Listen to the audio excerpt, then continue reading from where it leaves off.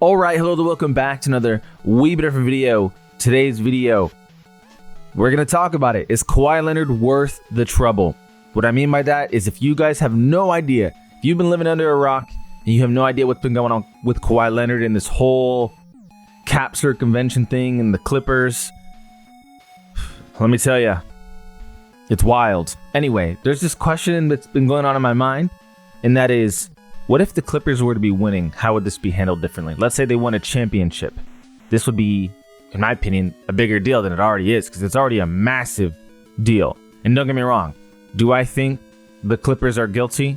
I mean, there's too much circumstantial evidence to not, unless you're absolutely biased and you're a Clippers fan, or you're Mark Cuban, then I just don't even really think it's a question. There's just so many coincidences that eventually you can't make up.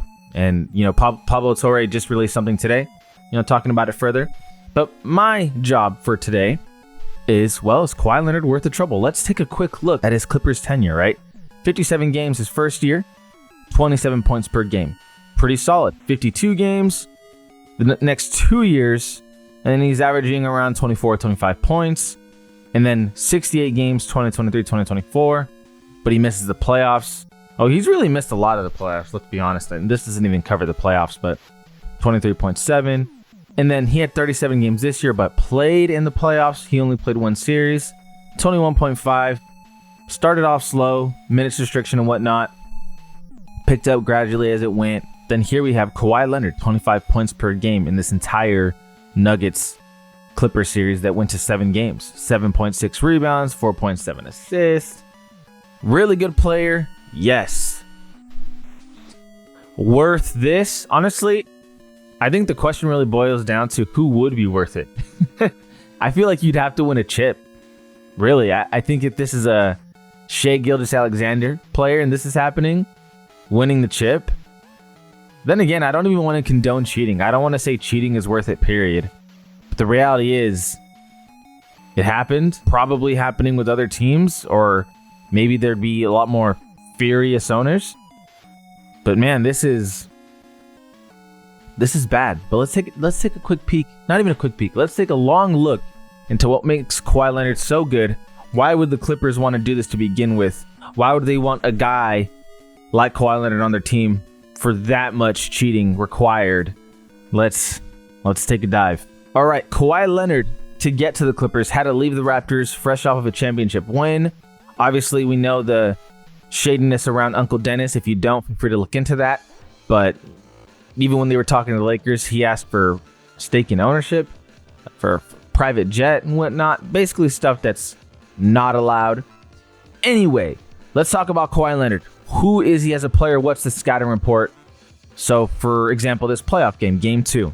What is the Nuggets scouting report against Kawhi Leonard? What does he do? Kawhi Leonard is a no-nonsense basketball player. He loves getting to his spot. He's willing to size defenders up to get into this range over here.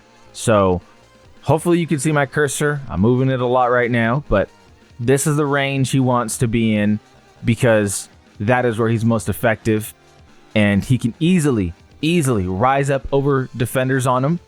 2, he's really good because he's so strong at getting to those spots. But his dribble is good enough as well to where he can create some openings and some space. And he's pretty solid in space. Definitely not an elite handle, but a good handle. So again, scouting report says, strong player, don't let him get to his spots in the mid-range. Is he a good three-point shooter? Yes, but he's way more comfortable right here. You know, similar to Shai. Shai just loves the mid-range. Don't let him do that. Defensively, you know, we know Kawhi Leonard as one of the best defenders of our generation, but nowadays he's guarding spot-up shooters, and he's guarding players sometimes who can't, like he'll guard Russell Westbrook because he can't shoot the ball, and Westbrook will be in the corner. Kawhi just like, all right, I'm cool with this. He's lost a step or two with all the injuries. So in knowing all of that, let's see how this plays out. Kawhi Leonard gets the ball here. This is a very standard play you see in the NBA. So let's check it out one more time just so I can break it down completely. So we got Kawhi Leonard running down, pushing off his defender. Ball handler passes it immediately, comes and sets the screen. Why do we do this? Because we want the switch on the weakest defender. Now, in playoff basketball, you see this almost all the time just because you're always headhunting in playoff basketball. Every possession matters. Everything boils down to what's our best chance at beating this opponent when everyone's going 100%. Because in regular season, you're not necessarily getting that. In playoffs, you absolutely are. So Kawhi Leonard now, he's pushing his defender down, and he's just strong. He's super strong, gets to his spot. We mentioned it earlier. This is his range. This is what he loves. And that's not just this game or game 1 or game 3. It's really his career since he's taking a step up, since he's become a superstar. He's a very strong player who is more than capable of getting to his spot because he's really strong and he's got a solid enough handle. He's not the fastest guy in the world, but again, when you got a guy who's got a good handle, not an elite, but good handle, and is able to maneuver in space, but also just back you down, and then really good with the faders, it's really tough to deal with. Also very high IQ basketball player. Really great with his footwork and creating space with his pivots, but also the pump fakes. And we'll see it as it all unravels here. Keeping it going, gets the ball over here, and Kawhi in space, step into his shot, pull up. If there's one thing, I don't even know if I mentioned it because there's a lot to Kawhi's game. You know, he's one of those players that there's a lot to his scouting report. Kawhi is so good off the dribble shooting. I mean, the jump stop is something that you hear a lot about, you know, in high school and whatnot, but it really stops when you get into the NBA and you talk about players getting into their shot. Didn't stop for Kawhi. So most players here, they dribble, they don't take that hop. Most players do the dribble, 1 step, 2 step, pull up. Kawhi is still giving you your jump stop. That's just never changed with Kawhi. And it's something that you don't see as nearly as often as you used to. But my God, Kawhi is just such a no-nonsense player. He's always under control. Dribble, jump stop, pull up. Very good stuff. So here you have him backing down Jamal Murray. You got Jokic here with help side. Just an easy pass there. High IQ basketball player. No surprise here. And as you're seeing all of this, you're thinking, man, this guy's pretty good. Yeah, that is why the Clippers did what they did to begin with. Because Kawhi Leonard is really, really good. And a lot of this video too, you know, there's a lot of people with the perception of he slowed down and he wasn't playing as good, you know, this year. Because you see the 21 points per game. You know, the box score watchers aren't watching the games. And if you are one of those people that watch the games, you can see right away, this guy still has it. Remember, it is playoff basketball. Come get the screen here from Norman Powell. Force on to Jamal Murray. You're headhunting for Jamal Murray now. So now you got Kawhi Leonard in space. Take a quick look at Jokic over here. He recognizes right away, so he's outside of the key, 3 in the key. But now he sees Jamal Murray on Kawhi, so he's completely pulling up. Michael Porter Jr. doing a good job of hovering over this area for any cuts. And Kawhi can't make that pass now because, like I said, pull this up one more time. Michael Porter Jr., he's paying attention.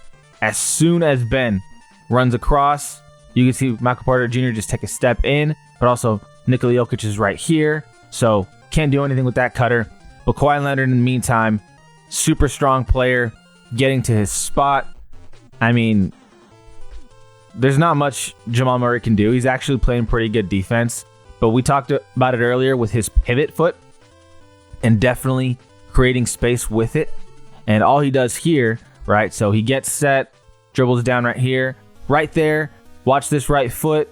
He's going to turn it to the inside, uses the left foot to go outside, and man, just creates space. Okay, check this play out here. This is a longer drawn out play, but we got 15 seconds, now 14 seconds on the shot clock. Kawhi Leonard in this range, in this area, this is where he wants to be. This is his range. So you get the help side from the Nuggets defender. Kawhi turns his head and immediately recognizes, oh snap, 2 guys on me. So instead of just passing it out, which honestly he could do, he wants to headhunt. He's feeling it. He wants the ISO. So now he's just backing up, backpedaling. Okay, now what is Kawhi going to do? Typical size up for Kawhi Leonard is through the leg dribble repeatedly, and then he stunts. He does a lot of stunts, right? In between it. And you'll see it right here. Stunt right there. There's your first stunt. Let's check it out again. Going back right here. Let me slow it down too so you guys can see it better. 0.5 speed. Does his first stunt right after this one. There's the first stunt. And so you're stunning to get the defender to maybe believe that you're going to go, and he bites. So he does it again, stunts again. Now he actually stunts again, and now he's just got the defender in a bit of a mindset of when do I go, when do I not go? And due to that mentality of when do I go, when do I not go? So now he's still backing his way inside. Kawhi Leonard takes the time to pull up. And so that sounds like a lot. I understand from the viewer perspective, you're just like, whoa, what? Okay, what? Slow down. What are you talking about? Let me explain again and pause it more as we go. First stunt happened already, so that's the second stunt. So it may not look like one where it's looking like he can go, but here's the problem. So right there's the first, there right there is the second. And it's not your typical I'm going in, but it's this right here can easily be a pull-up.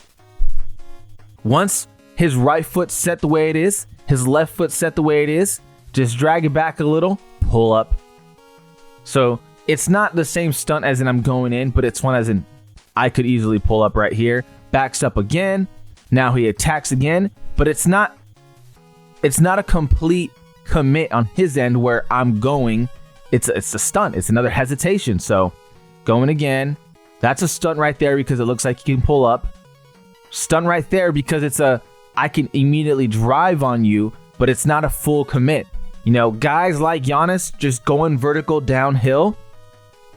Kawhi's teasing that. So now here, we check this out, just completely going around, right? Getting to the available space that he sees, and just through that, you know, it's a lot going on. Talking about 14 seconds of time, now 10 seconds when he starts at the top of the three-point line here, but you're talking about a lot of just taking the space that's given, we're stunting a lot, we're showing we can shoot, we're showing we can drive, and now we haven't fully committed even here, but look at how much ground we've been able to cover, right, and getting to our spot, because right now it's about getting to our spot. So back him down again, super strong player. And once he's right here, so again, I'll try to describe this as it goes.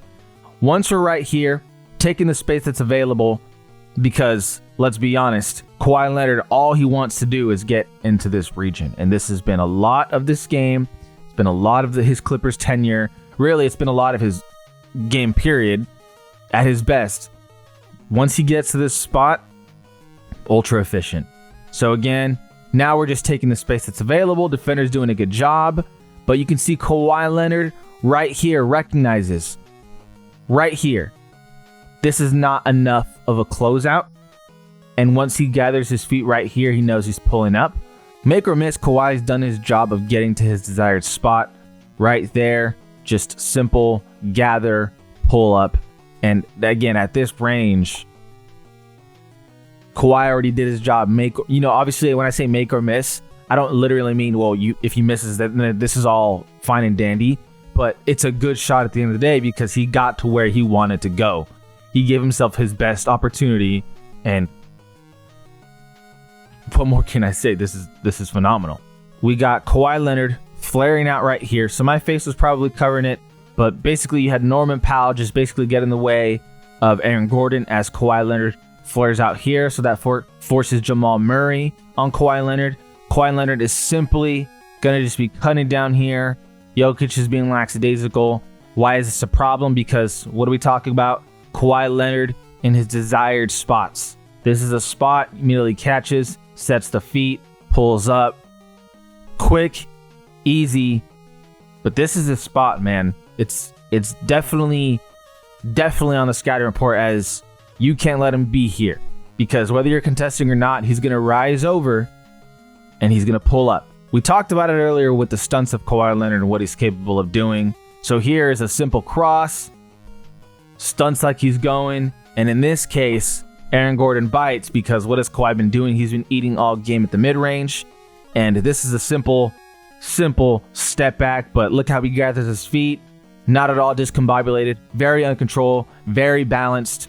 I mean, there's no readjusting of any movement here. Sometimes people gather themselves once more even after a step back.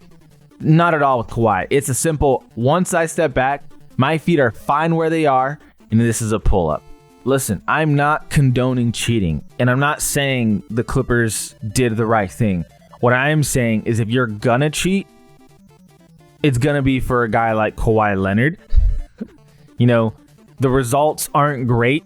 Obviously, I think the entire Clipper tenure, I think they've only gotten past the second round, past the first round once, maybe twice. They never got into the conference finals. In that regard, massive failure. But when Kawhi's healthy, you know, especially playoff mode activated, if you can get there, which he's been hurt a lot. Just the reality of it. He's been hurt a lot. Seeing what you're seeing on the tape does not lie. Talking about a player who's just going to give you consistency. Average 25 on the series. 7 boards. 4.6, 4.5 assists. I mean, and not only that, as a defender, super, super smart. Doesn't matter that he lost a step or two. He's still a really good defender. Now, does it matter in terms of how good he is, where he ranks individually and across the whole league? Sure. But in terms of, is he still a good defender? Yes. Still a really good defender just because he's super, super smart. And again, he's really, really strong.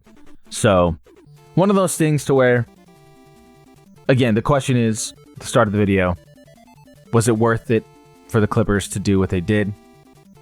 Is Kawhi worth all the trouble? If they weren't going to do it with Kawhi, they were going to do it with someone else. And I don't think it's worth it ever to do that, because the reality is, even if you win a championship, that it's a tarnished championship. So as good as Kawhi is, to answer the question, no, I don't think Kawhi is worth all the trouble. Granted, I think that if this wasn't for Kawhi, the Clippers probably would have done it for someone else.